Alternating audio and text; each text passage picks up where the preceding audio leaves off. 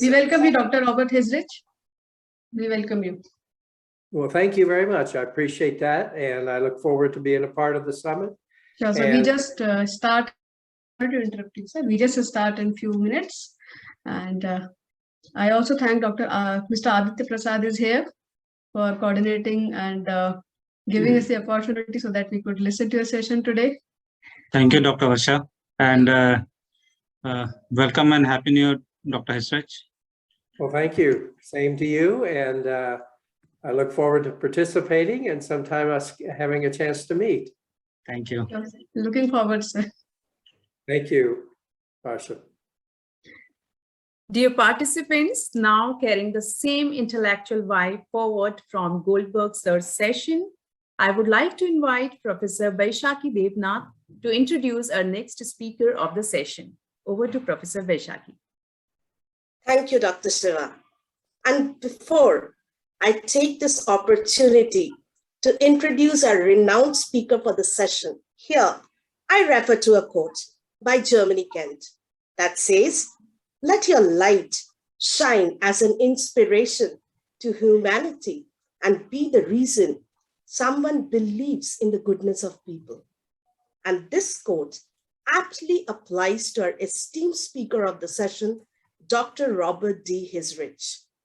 Dr. Hisrich is the world-renowned expert and author on entrepreneurship.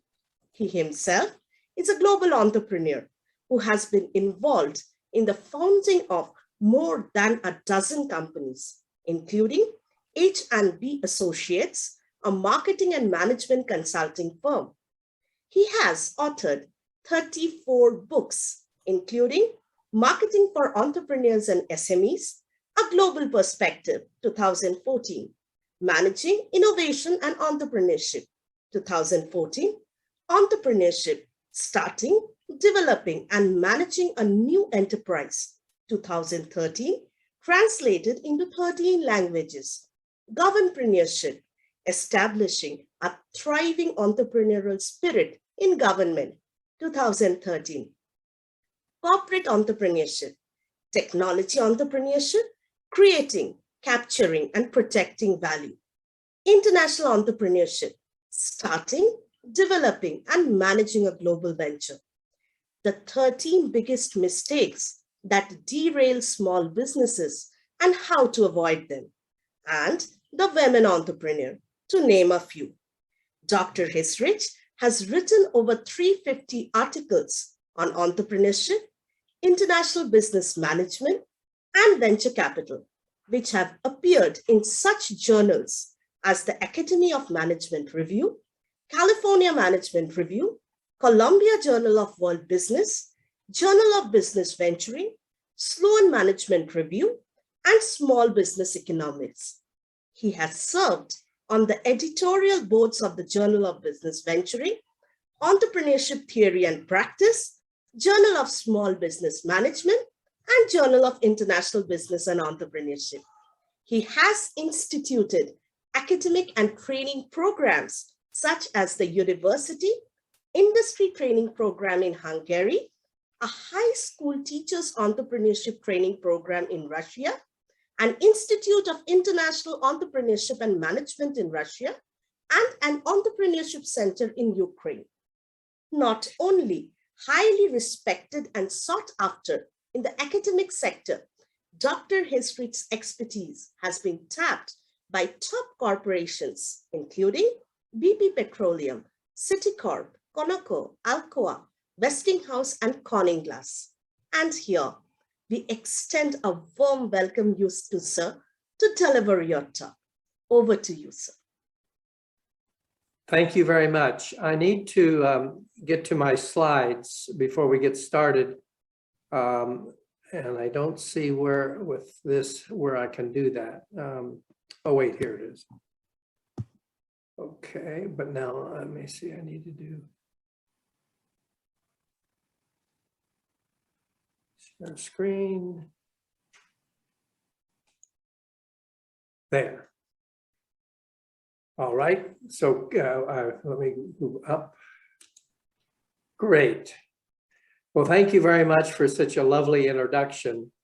It is really a pleasure to be here. I've always enjoyed my time over the past decades of working with academics and administrators and students, as well as managers and business people in India. It's just been a thrill. The excitement they bring to the table, the knowledge and capabilities are really quite nice. So this is just really fun for me to be a part of this entrepreneurship seminar and summit. And I want to particularly thank Jain University for inviting me, and Dr. Sanraj Rochan, Dr. Raj Singh, Dr. Dinesh Nikant, and Dr. Varsha Agarwal for having me here. It's a pleasure to be here, and I look forward to having time with each of you on one of my favorite topics, and that is entrepreneurship beyond borders, successfully dealing with people who are different from you. My experience in this has been extensive, and I look forward to sharing some ideas with you and then answering any questions that you want. I have this session in 3 basic parts. First, I want to talk about why why entrepreneurs are easily doing international business, and because they're more similar than different. Secondly, I want to talk about the infrastructure that makes doing business differently. And finally, I want to talk about the future trends for global entrepreneurs and some of the things you have to look out for in the future versus what we experienced previously. And the future is very, very bright, let me say that. And so I hope each and every one of you experience the same excitement and success in doing business outside the borders that I have from the US. So let's get started with the characteristics of global entrepreneurs. As I said, they're more similar than different. And how are they similar? Well, let's look at some of the factors that make them similar. One is their motivation. And if you ask any venture capitalist, or as Michael Goldberg said in the previous session, the Jumpstart Fund, which I created while I was a professor at Case Western University, where he is now, the characteristics are the same. Regardless of whether you start a business in India or Slovakia or Russia or the United States, you have 3 basic motivations, and they tend to be in this order. So when a person walks into my office and I ask them, well, why do you want to be an entrepreneur? I listen to see if these are some of the reasons they want to. And number 1 is they really want independence. One of the things I like about my career is that I'm able to do my life in 3 separate sectors. 1, teaching and giving seminars all over the world, which I love. 2, writing. And as said, I have quite a bit of books and articles that I've written, and many of which, as a matter of fact, have been translated into many languages. And 3, I get to start my own companies and or consult for other companies. So I really have independence. And it's one of the things I would doubt if I could ever go back to work full-time for a corporation. I had in my career Procter & Gamble and Ford, and I was managers for both. Great experiences, good companies. But now I really like the independence I have of doing 3 different things. They have a passion for the idea. And once you have the idea that you're going to work hard for, I can guarantee you will be passionate about it. I'll never forget the first company I started. We were in the pallet business, plastic molded wooden pallets. And this was going to replace wood. And so I really got passionate about pallets. And that's hard to do and hard to believe, I'm sure, for some of you. But you just love the idea because you have yourself in the company. And remember, the reason you created a company was to create value. And everything you do when you're an entrepreneur is for creating value in your company. And finally, there's the whole thing of money and fulfillment of goals. And so we don't use money as the objective to do a business, but we have money as the counter of how successful we are. And yet when you do a nonprofit, which I've been involved in too, that's a different thing. You're fulfilling the goal of the nonprofit. So it's something that I think is very important to understand. These are the motivations you have and in that order. Second characteristic that's very similar, regardless of what country you're from, is that you're ethical and trustworthy. I was doing a television series for here in the United States several years ago, and I asked the CEO of Jameson Inns. This was a chain that had somewhere around 120 properties throughout the East Coast of the United States. And I asked Tom, I said, what do you look for in a board of directors? Because he was looking for some board members and to help his company grow even more. And he said, I look for three characteristics. I look for creativity, I look for their ethics, and I want to make sure that I can trust them. And I thought, well, that is an incredible summation. It had nothing to do with business skills. It had nothing to do with business knowledge, but it had to do with personal characteristics of the people that he wanted to surround himself with as he grew Jameson Inns to even a stronger base of inns or hotels throughout the United States. Number three, that's very similar among entrepreneurs, is the money and the fulfillment of goals. So we really are goal driven. And you want to remember, once you start a company, your whole life is based on how can I create a company that has more and more value? Because that's what your shareholders look for. That's what your investors look for. That's what your suppliers look for. And even the people that purchase your products want your business to thrive and continually succeed, so they continually have your products available for them. The next one is the visionary and flexible, and you have to have a vision. When someone walks into my office today and says, I want to be an entrepreneur, the first question I ask is, what's your vision for your company? And they should be able to sit there and tell me exactly what they want to do with their company, what markets they want to reach, how they want to reach those markets, who is their target market, and equally important at that time, who is their competition?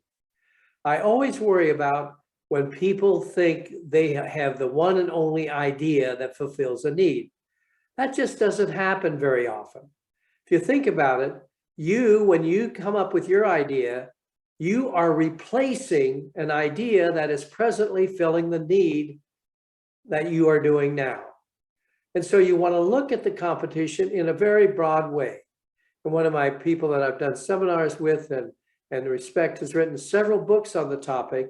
And you want to remember, competition is a key to success, because you want to look at the competition and say to yourself, what 3 to 5 things make me unique and different? Unique and different. That's what's important. And I call these, and you can look at it and see it in the 4th chapter of my book, unique selling propositions. You have to have at least 3 to 5 things that makes you unique and different from other services or products on the market.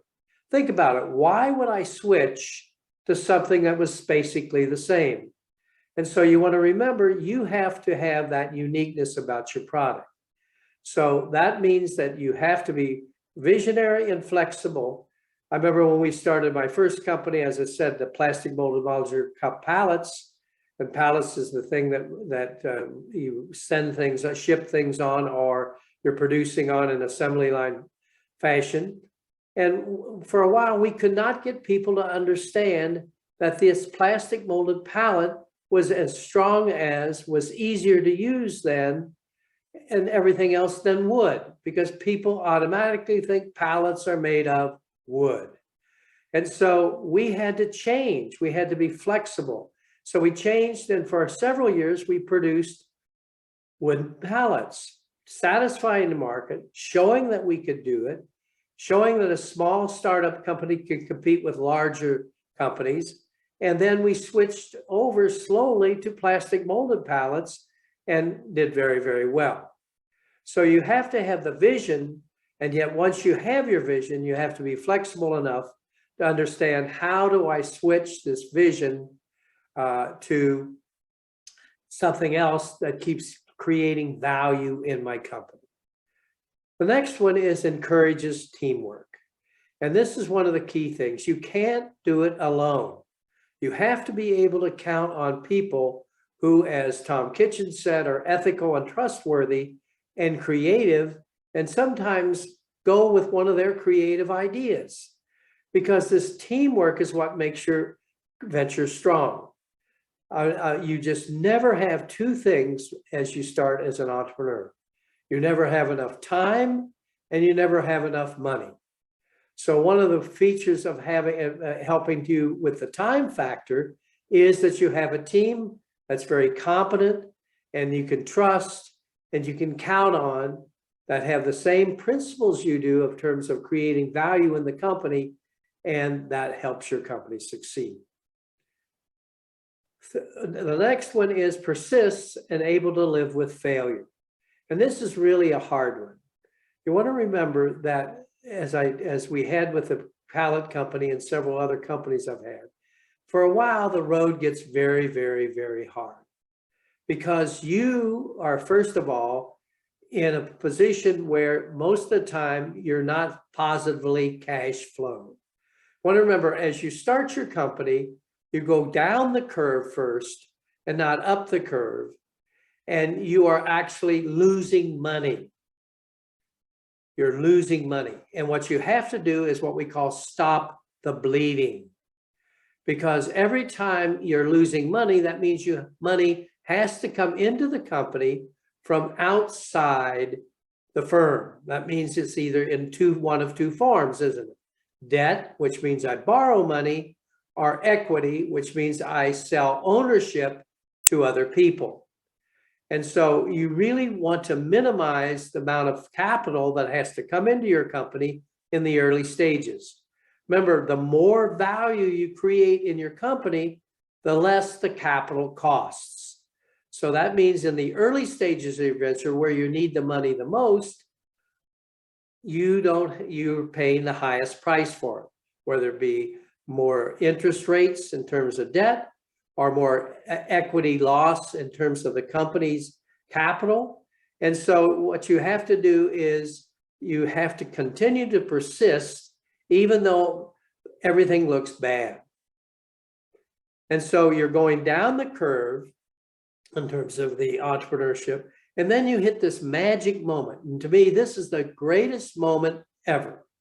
You positively cash flow. Now, remember from finance what that means. That means that revenue is greater than costs for the first time in your company.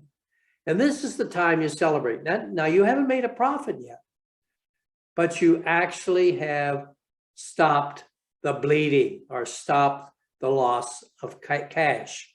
So it's a great time. And at that time, the money is made internally in the company and you don't have to have external finance. So you positively cash flow and then you go up the curve and then you finally make a profit. And then what happens, and you always have this, is you have an acceleration. So this is another tough time to manage. Remember, for a long time, you are good at stopping the losses occurring, and you're creating value in your company. You're creating a customer base. You're getting some brand loyalty. And then you start accelerating, and that's what we call the J-curve effect. And the J-curve effect. Now, when you're going out and raising capital, everyone's looking for the J-curve effect. And that tends to happen once you launch the venture in terms of a product on the marketplace. That tends to occur in somewhere between up to the first 7 years, where you accelerate your growth. The more technology is behind your company and the more complicated it is, the longer it takes before you start accelerating the growth. So, and that's where marketing comes in to help that acceleration process.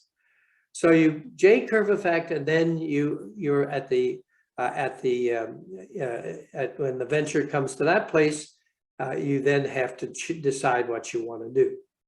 So that's what you have, this persistence, and knowing that you can fail. Silicon Valley, which is of high fire, as most of you know, I'm sure, is one of the hot spots of venture capital and technology in the United States. Was on the other side. I was at MIT, and at that time, Silicon Valley wasn't very much. But now Silicon Valley really has outpaced Route 128. And some people, venture capitalists, say, you're really not an entrepreneur till you failed. Well, I can't agree with that. I have not failed, and I've started several companies that have been very successful. And so but anyway, they really understand this failure. And that's one of the virtues of the United States, why it's a lot of people like to be in the United States. Number one, it's easy to form a business.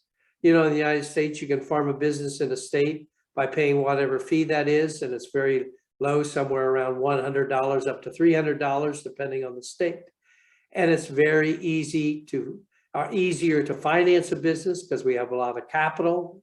The US is very good at managing capital, and India is very good as well. And number three, we have the opportunity to understand that we can disseminate this capital in a lot of different ways. So that's a very important thing: persistence, and understand you may fail. The fourth one, and the second to the last, is calculated risk taker. You know, people say, are you a real risk taker? No, I'm not. Gamblers and people who do that are really risk takers. We are calculated risk takers in the sense that we look at the pros and cons of starting a business. We look at what's the probability of being successful, and then we take, obviously, risks, but they're calculated risks in terms of starting a venture. And you want to do as much homework as you can before you start so that you feel very comfortable that you have a high probability of being success. And then once you start, you need to persist and go again and again and again against any of the obstacles that you'll confront. And finally, I think it's as good as a characteristic as any, is you build strong bonding relationships. I want to tell you, one of the hardest things I ever have, and I build companies to sell them, is when it's time to sell a company. Now, it's hard to gauge because you never know if it's going to continue the growth rate, but I have my own reasons for why I want to sell, and the people I've created with have ownership positions and they want to sell. And one of the things that always bothers me when I sell a company is what's going to happen to my employees, because they have become a part of me. I'll never forget a company called Zeta Technology we formed. This was in the data technology space. We're doing very, very well. And I was on the board and several years chairman of the board. And I would always go to the meeting of our board meetings, which we have here in the United States at least 4 times a year. And I'd go early and I would want to talk to Mary. Mary was the receptionist for the company, but Mary really understood the company. She knew all the things that were going on. She knew the people. And I just took Mary and had a cup of coffee. We got someone to fill in for her and just ask her, how's things going, Mary? How's the company going? And it's amazing the insights you get from here, the person who is not a manager, barely college educated, and yet she really knew the company. And we created a bonding relationship that still lasted after the company was sold. And in fact, it was sold to a company from India who wanted to enter the US market. And remember, for big corporations, this is important because it's easier to buy a company than to create a company that's going to compete with one that's already established.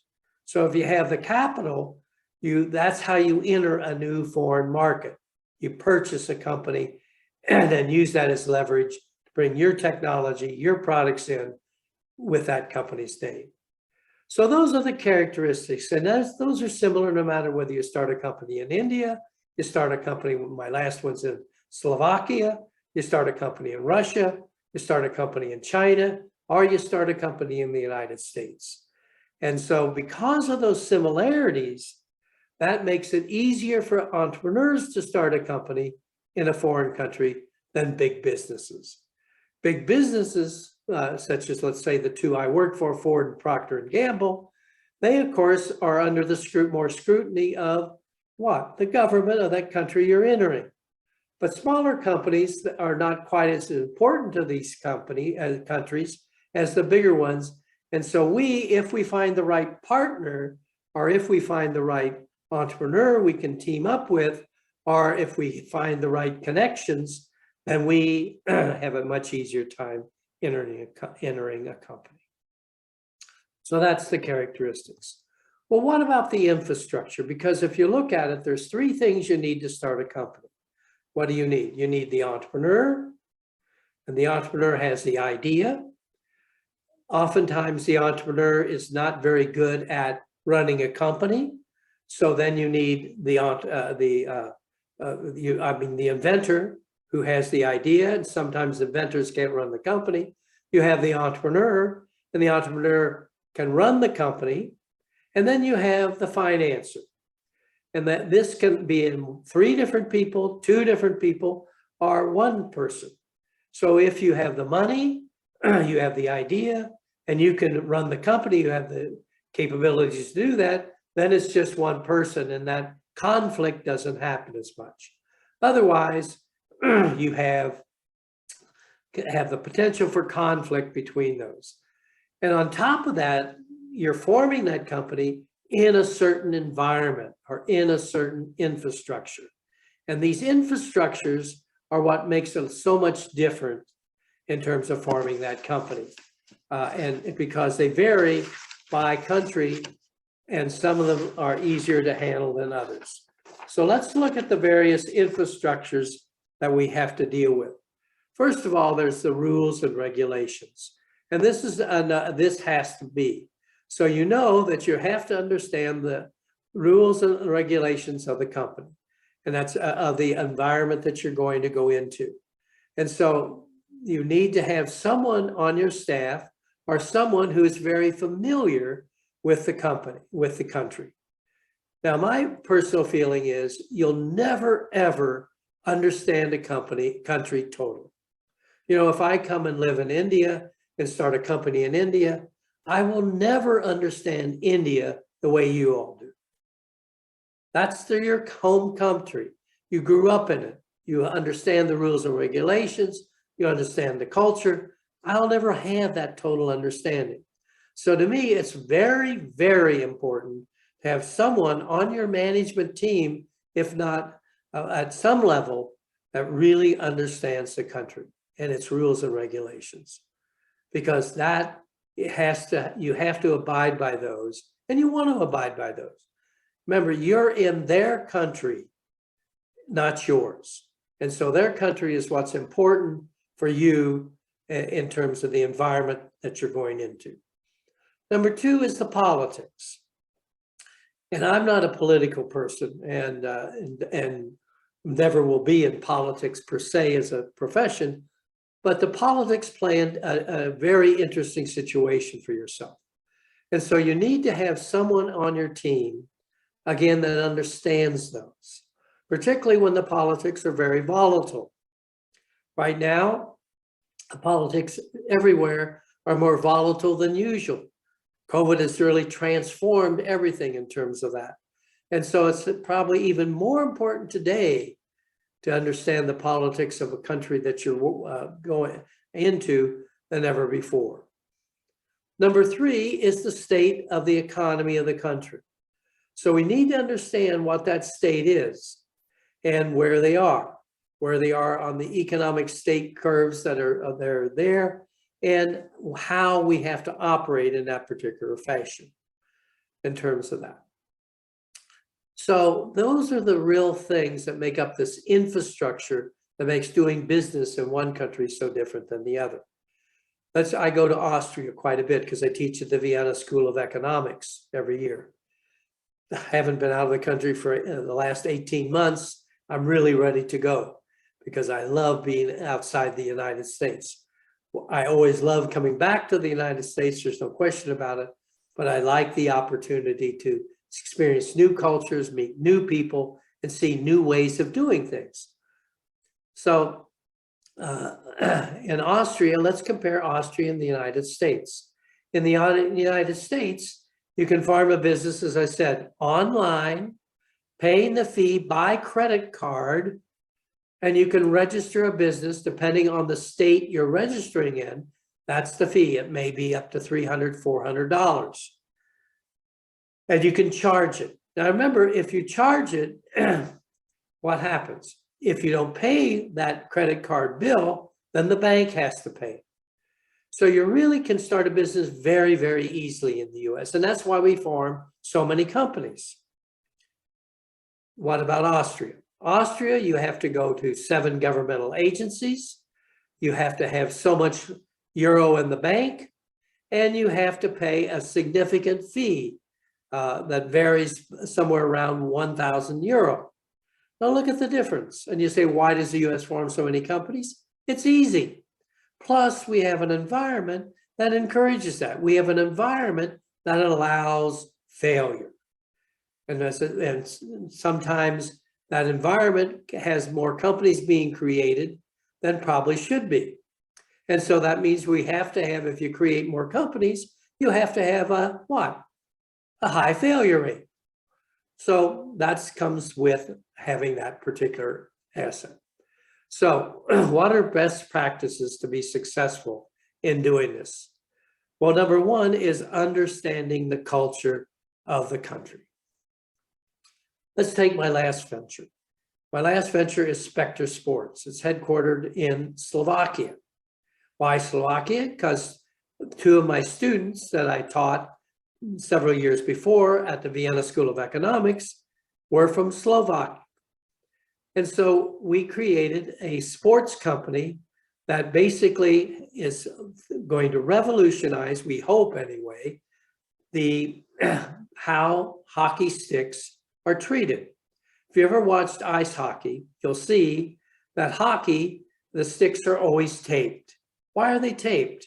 Because wood of the stick versus the puck decreases the accuracy. So by having the tip, the stake, the base of the hockey stick taped, that when it hits the puck, you have more accuracy. Well, we came up with a solution that you could put on the hockey stick that not only increases the accuracy by somewhere around 18% over taping, but also you can advertise. I thought, boy, this has a real potential. So where would we want to go for this? Well, your first thought is you want to go where the market is big, and I totally agree. So which countries have the biggest hockey events in hockey? Canada, Russia, and the United States. But think about this small company, and I've learned very carefully after many years in this thing, you want to stay as close to your parent company as you can to get started. So we got started in Europe. Now Europe, the EU, doesn't play nearly as much hockey and doesn't have nearly as much fan base as the 3 countries I just mentioned. So we're in Slovakia, and these 2 gentlemen, my ex-students, came to me, we met, and they said, we really want to form this company. We want you to be a part of it, a member of the board and chairman of the board. And we talked about it for about a day when I was overseas. And then we formed the company, and Spectre Sports is in business. So they really understand the culture of Europe far more than I ever went. I go there often. I go there regularly, but I don't live there. I'm not a part of the EU. So that was important. I think we're going to be successful. We'll see. If you start seeing hockey sticks with advertising on them, you'll know, hopefully it'll be from our company, Spectre Sports. Number 2, do not underestimate the knowledge and the talent of the people in the country. They are extremely bright. I mean, particularly I deal with India managers, and they are really bright. They're dedicated, they're smart, they know how to do things. And I learned that lesson very well with a PhD student of mine, again, at Case Western Reserve University. And the PhD student wasn't one of the stellar, top of the PhD students I've ever been involved with, but he was really solid. And so when he went back to China after getting his PhD, he got involved with the economic unit that advises the premier and was very, very successful. So here a person who was not as highly talented as others in the PhD program, went back to China and was extremely successful and helped me very well in doing business in China and introducing me to some very high government officials. So you remember, there's people that are just really smart in these countries, and you want to take advantage of that intelligence, take advantage of those contacts so that you can create a valuable company beyond your border. Number 3 is we have someone with you who knows the language of the country. Now, I'm fairly good in German, and so that part is fine with me. But I was in Russia once, my first experience in Russia, and I created a business school in Leningrad. Now, Leningrad is a high-tech part of Russia.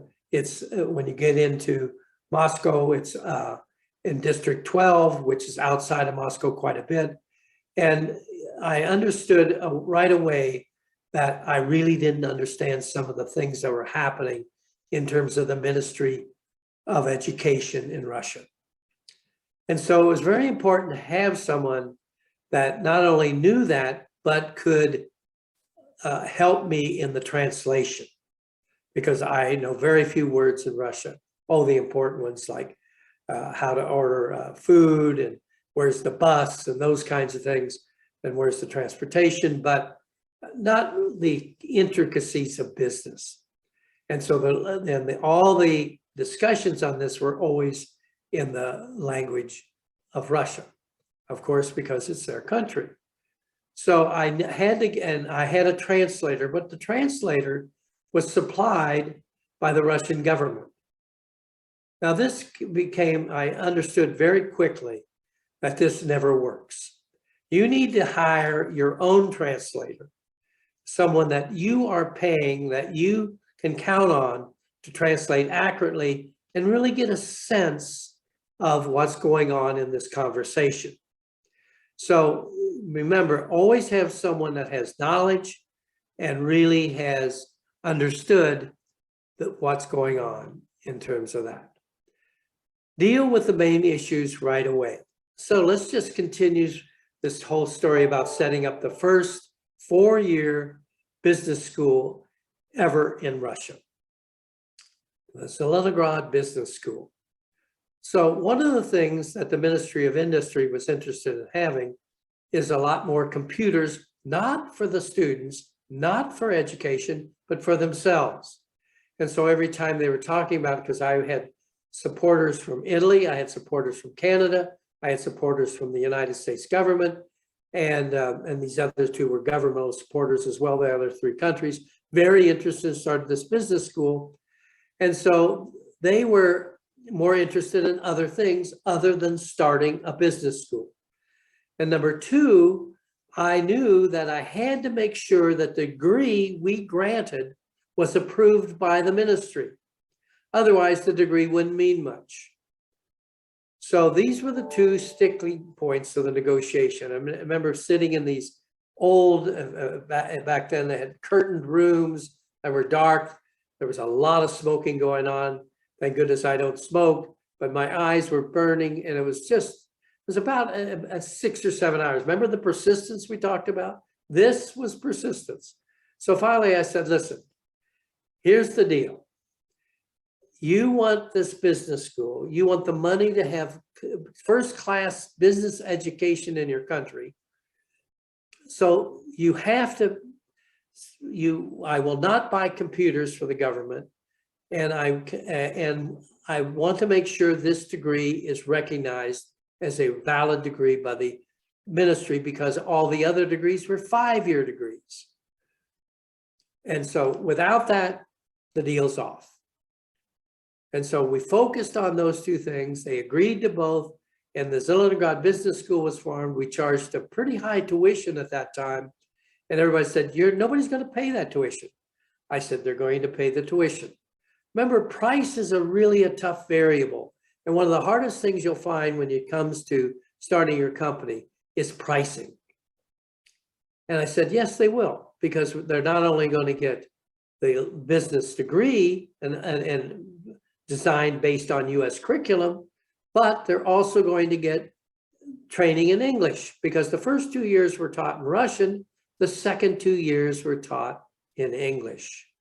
So I hired the best English teachers possible in that country, so that these students obviously not only came out knowing business, but they came out knowing English.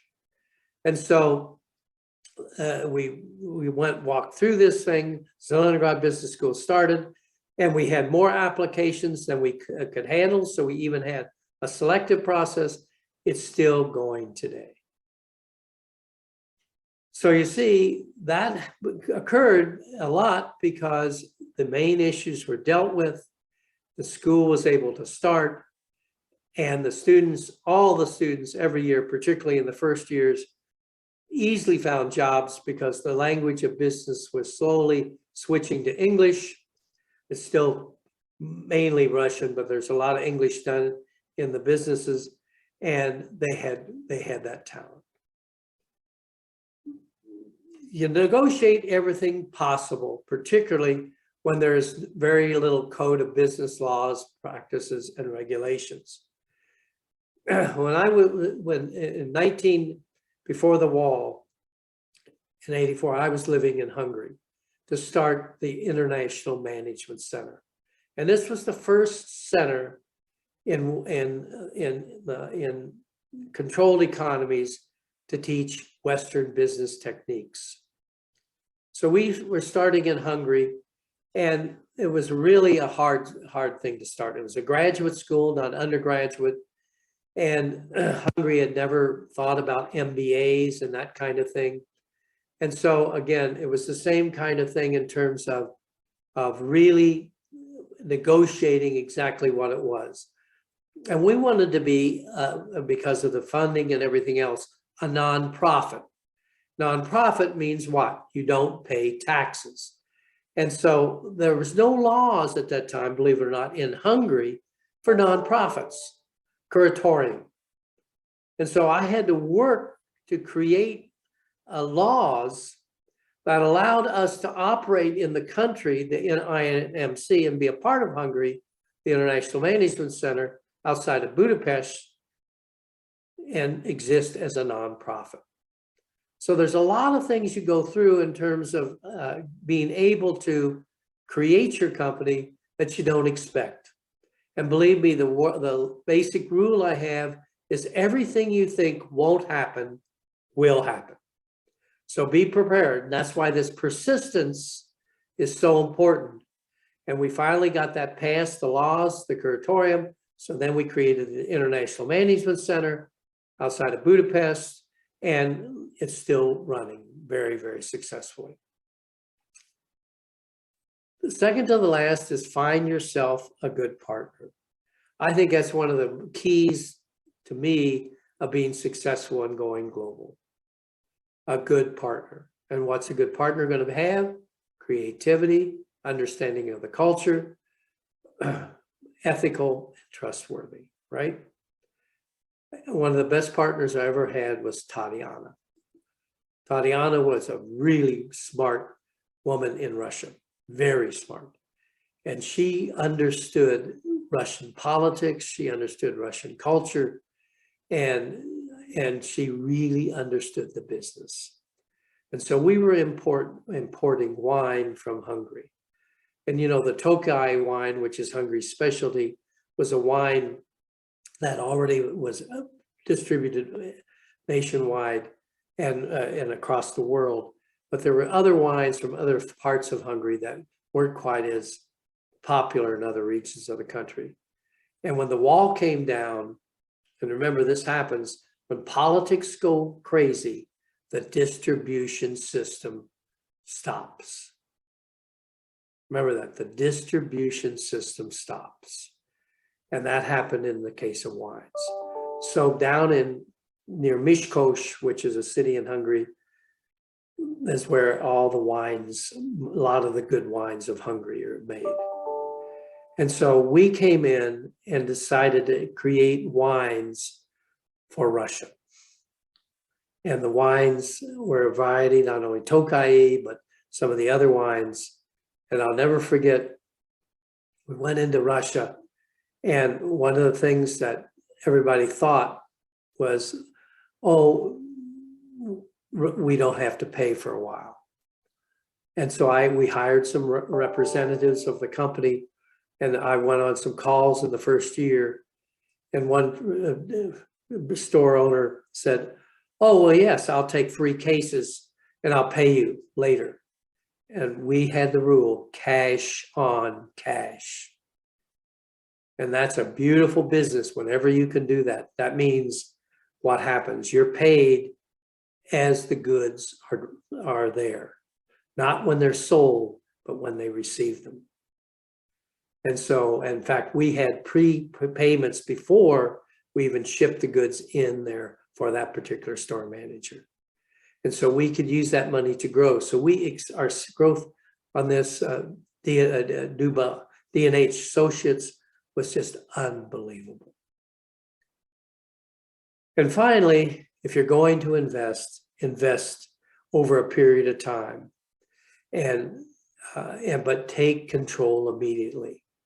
One thing I worry about is not taught very well in the business schools, even in the United States, is the difference between control and investment. They're 2 different things. In other words, I can have control of a company, or I can manage a company. And so what we had in terms of this is we got investors very slowly. And one of the companies that was extremely successful was the Boston Lens. And the Boston Lens came out of when I was at MIT, and Lou Major, who was a brilliant scientist, had created the first ever gas permeable hard contact lens. Now today you don't even think about hard contact lenses because we evolved then and the world evolved into soft lenses. But pre-soft lenses, the only thing open besides glasses like I have on or what were hard contact lenses. And a lot of people couldn't wear them. Why couldn't they wear them? Because the eye couldn't breathe. And so gas perms, which Lou Major created and had 3 very, very strong patents, allowed the eye to breathe. And I'll never forget, he walks into my office and says, I want to start a company with you. And I said, well, why with me? And he said, I heard you talk, I've checked you out, did the reference checks and everything else, which you want to do very carefully. And he said, and I know you're ethical, I know you're trustworthy, and I know you know what you're doing, more importantly. So we formed Polymer Technology. But what we did is, in terms of that, is we just slowly got investments from basically the medical community over time. So we did what we call stage financing. But we controlled the company and others invested in the company. See the difference? And that's important to understand. And then when we took the Boston Lens into Europe, obviously, if you look at Europe, one of the countries that has some of the finest healthcare in the world is Germany. So we went and invested in a small distributor company and then slowly and controlled it, but slowly purchased the whole company over time. So everything is time driven. And those are some principles I hope you follow and the examples that you'll remember so that you can tackle an infrastructure that's different than the one you're used to, and tackle it very successfully. Now let's conclude with the last thing, which is the future and what's going to happen. Remember, I started off this presentation and I said, the future is extremely bright. Global business is going to significantly increase, and there's a lot of factors that have caused that. And one of the biggest factors that has helped this increase in global business is the internet and doing business online. So in a lot of cases, depending on the nature of your product or service that you're going to create, you may never, ever have a location in a country you're selling to. And so we have a lot of opportunities today. And the second thing that we have today is there's more money available than ever in the history of the world. There is a lot of money out there that is waiting for the idea that'll appeal to them to invest. So what are some other things that are going to happen even more so in the future? One, we have more thoughtful buyer behavior. People are much more cautious today than ever before. I notice they have a lot more information. They're a lot more intelligent. So their buyer behavior and their actions in terms of purchasing your product or service is much more factual based than ever before. And the information is available. The information is available. Now, what does that mean for us as business people? That means our entrepreneurs, more importantly. We need to be more agile. That means we need to understand that we may have to change things very, very quickly. And if you notice the change in the messages that come across in terms of the digital media and the other media, they're very different because they reflect the more thoughtfulness of the buyer and they reflect the conditions of this time. So you got to be more agile today than ever before. You had to switch before, you had to be open to change before, but nothing like today and nothing like in the future. Number three, you want to remember the relationship between arts and entrepreneurship. You know, as I look at the various commercials that come out, I look at how our company in Slovakia is run and another company here in the US. We just are much more creative than we ever were. And that's part of art. So you want to be mindful of this. You're creative in your advertisement, you're creative in your decor of your company, you're creative in your relationships. And so you want to remember that arts is always here, and it now becomes even more prevalent and important for entrepreneurship. And you'll actually be seeing more and more programs in the arts and entrepreneurship, just as this title reflects. There's 3 of those programs now in the United States, and I think there's going to be an increasing number in the future. Fourth thing is decentralized finance, or DeFi. Today, there's been a lot of different ways to finance your company. And as I said, there's a lot of money available. So you're going to see different things that banks are going to do with the cryptocurrency and everything else. It's going to be a lot different in financing than I was used to when I formed Polymer Technology or even formed the hockey company in Slovakia, Spectre Sports. So keep abreast of what's happening in finance. To me, the most 2 important things that you need to have, you need to understand marketing and how to make your product available in the right way to the right target market in the country, but you then need to know how to get your capital. And that's changing all the time and getting much different than it was even 3 years ago. Number 4 or 5 is more coaching and mentoring your employees. You know, I've noticed a lot is, you know, if you just drive around in any city in the United States, you'll see a lot of signs, help wanted. And you'll see the salaries of lower level jobs have been increasing and increasing and increasing at a significant rate here, at least in the United States. And I haven't been outside the country for a year and a half, but I'm sure the same thing is happening, at least in the EU and I'm sure in India as well. So that means it's more important to keep your present employees, even more so than ever before. And once you have trained an employee,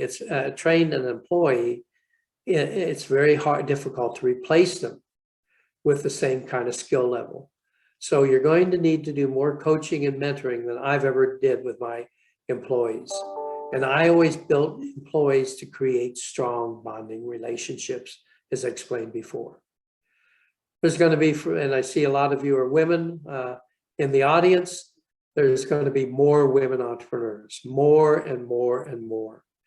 About 6 years ago, the number of women forming businesses in the US was higher than the number of men.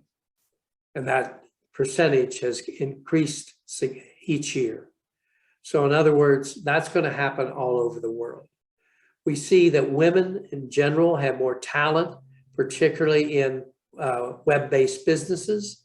They have more talent in what we call women-dominated industries. And so I see that tendency to happen all over, that we'll have more women entrepreneurs. We're definitely going to have more e-commerce. As you know, that's the biggest set of where businesses occurs in almost every country in the world. And so we're going to have, that's going to continue. That's not going to decrease. We're going to have an increasing use of artificial intelligence. And so we see that artificial intelligence is going to take care of not only internal things within the company in terms of its management and reporting, but also in determining the market and how to reach that market effectively. We have to have more flexibility. This goes along with the agility. So we got to be flexible and move very, very quickly, or we're going to be out of business. So you're going to have to be more flexible and know that your vision may change, the way you do things may change, and you have to adapt that very fast. There's going to be incredibly more new ideas, opportunities, and change. The world is changing at such a pace, and there's studies done of how fast it is now versus other times. And that's not, that the increase in change is not going to stop. And your country and all of you from the India culture, you're used to that. You're good at that, so that will be no problem. And then there's going to be more and more and more global entrepreneurs. There's no question. I watch what happens in terms of international entrepreneurship being taught in schools all over the world. I have a book in the field, so I watch it even more carefully. It's in its 3rd edition now. And people are really interested in going beyond their own borders. And in some countries, you can only grow so big.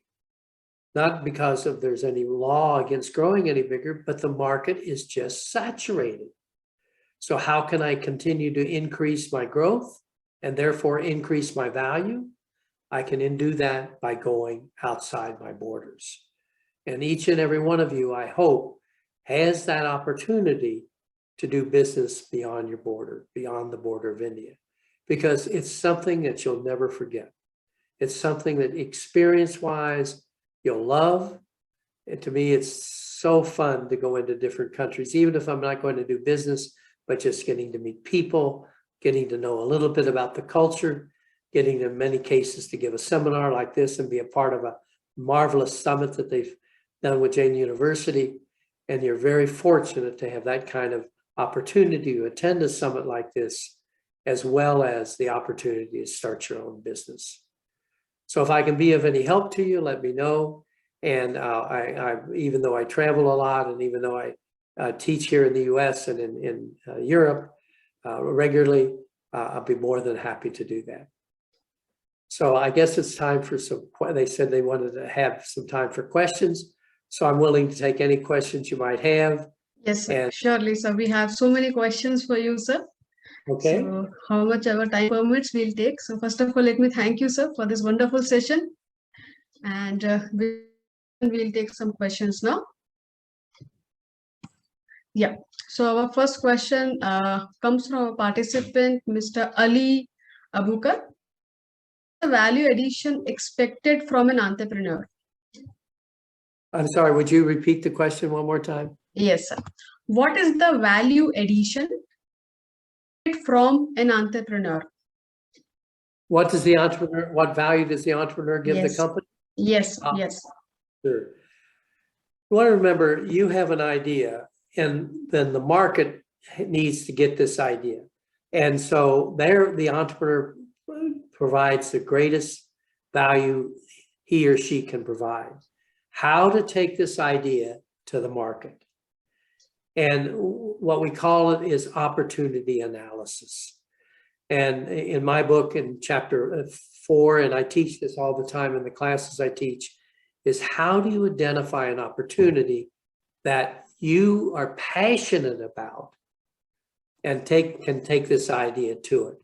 So you're extremely important. Otherwise, remember the 3 roles that have to be played. The inventor who comes up with the idea, or maybe you, but then the entrepreneur creates the business. And the business, without the business, the idea cannot ever have value. And then you have to have finances to do that, of course, and that's where the financier comes in.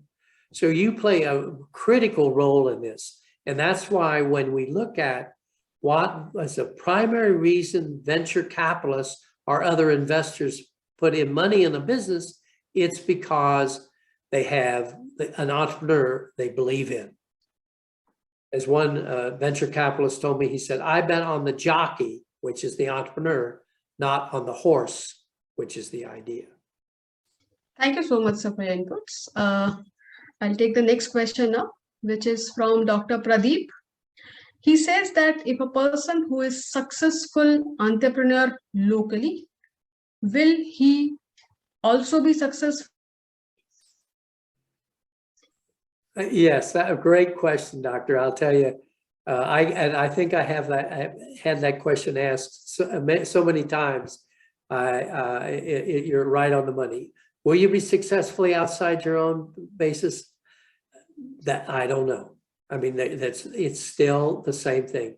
Every time I create a company, even though I've had success, and the success obviously gives me knowledge and capabilities and all that, I never know if the next company is going to be successful or not. Most entrepreneurs are what we call serial entrepreneurs, which I am. I start many different companies, some inside the US, created a company in Russia and China, Slovakia, never India yet, Hungary, etc. But you never know. It depends on when are you flexible, and you got to be more flexible outside your own country than you do in. Are you agile? Do you have the right team for that country? And the team becomes really important. So you can be very successful in your own country and not successful outside of it. And that depends on the individual himself and his talent or her talent, and the idea itself, and the selection of the market, of course. So I hope you are, but Sure, you sir. never know. Sure, sir. So I'll take the next question now. It comes from Mary Jo's ma'am. She asked that it is really difficult to start a business in India and almost impossible to close down a business in India. And this is the kind of thought which is being thrown to aspiring entrepreneurs. Is it a truth or it's a myth? Well, you know, each country has its own laws and rules, and it's very different in forming a company in different countries. And so India may have laws that make it much more difficult to form a company, just like the difference, as I indicated to you, between Austria and the United States. Hopefully, the government will understand we should relax those laws to let more and more people start a company, since a lot of us want that independence that comes with being an entrepreneur. Closing down a business, I walked away from a couple of areas that were really interested in us coming into it to create a business, particularly when we had the Boston Lens and polymer and the Boston Lens and polymer technology.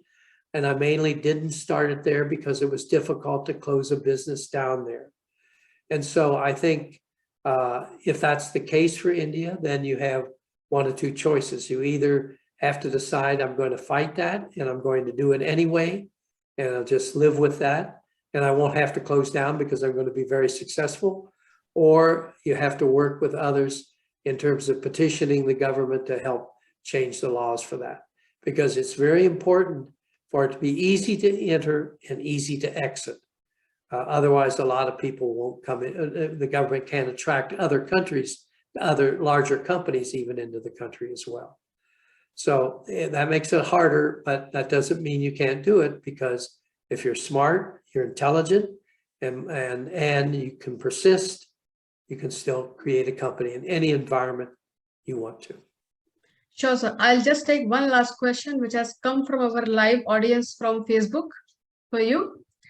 What are the real times for Indian entrepreneurship in global arena? It is asked by Chintamani Prasad. Should I repeat the question, sir? Yes, I could use a repeat of that question. Sure, sir. Sure, sir. I will do so. Real-time challenges for Indian entrepreneurs in global arena. Well, I think one of the things for Indian entrepreneurs to go into the global arena, you're really good in certain areas. In fact, as good as any place in the world, in software and things of that nature. Everybody knows India has incredible success and intelligence in developing new products in that area. So, in other areas as well.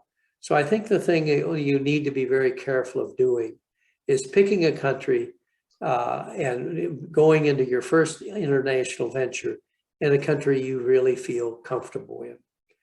And I think it's more important, particularly if you haven't had the opportunity to go out and be in a lot of different countries and understand the different environments. I think it's really important for you to choose a partner in that country that you trust, you get along with, has the same values as you have, and that can really help you be successful in that country, because it really is different. There's no question about it. Even though I had the opportunity to travel and do seminars all over the world, and so got to see different cultures in different countries, and at least was more of a global citizen than many people are, it still is very hard when it gets down to starting a company and living in it. When we took polymer technology, the Boston Lens, up to Canada, and Canada is very similar to the United States, it really has a lot of dissimilarities as well. And one of the things I learned very quickly was I needed to have someone on my staff in Canada that really understood the Canadian market and the Canadian distribution system. Remember, the polymer technology, the lens itself is not where we made the money, it's in the solutions. So we created the Boston Lens wetting and soaking solution and the Boston Lens cleaning solution. And we became the dominant solution seller in Canada and the dominant lens, contact lens in Canada, because I had someone who really understood the Canadian market. So get yourself a good partner, pick wisely where you go, pick a country that you feel comfortable with and like, and you have a higher probability of being successful. Thank you so much, sir. Before we proceed with our formalities, we have a small video to you from our students. So we hope that you will get it. Oh, should I take off my slide? Nothing, sir. So just enjoy this video, which has been dedicated by students to you. Students, you can play it now.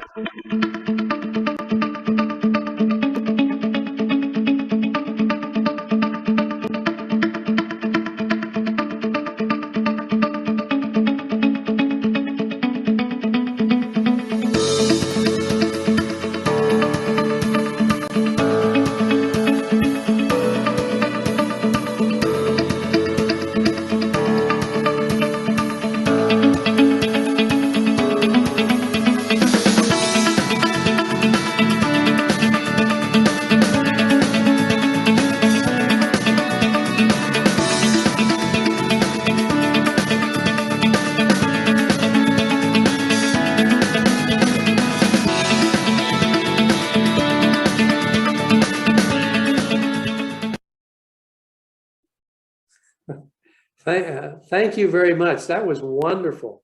I hope I can get a copy of it. I don't know where you got some of that information. You people are more creative than I am, but boy, those pictures are real. And I remember every one of them brought back a memory that was really, really wonderful. And that's what makes it so important. So thank you very much for doing it. Yeah. So let me just complete the formality of thanking you. So thank you so much sir, for our participants down through your in-depth knowledge. And it's been a privilege to listen to a wonderful session. I'm sure all of our participants would have taken back a lot from your engaging discussion. You enlightened us with your profound thoughts and innovative ideas, bringing an innovative approach towards the concept of entrepreneurship. Our special thanks goes to our director, Dr. Dinesh Neelkant, our vice chancellor, Dr. Raj Singh, along with Mr. Aditya Prasad and Dr. Suchitra R. from Innovation Institute of Jain deemed to be University, who have been instrumental in making this session worthwhile. Thank you so much, sir. Well, thank you for having me. I really enjoyed it. And I look forward to working with you more and being a part of the heritage there and the students and faculty. Thank you so much, sir. Thank you, Bob. Thank you, Dr. Hisrich. Thank you, Dr. Varsha. Thank you. Over to Dr. Shiva. Thank you so much, sir, for presiding over this evening and making it a grand success for all of us. This is a kind of once a lifetime moment for all of us, for all the participants who have joined us from a number of countries. So thank you once again for joining in.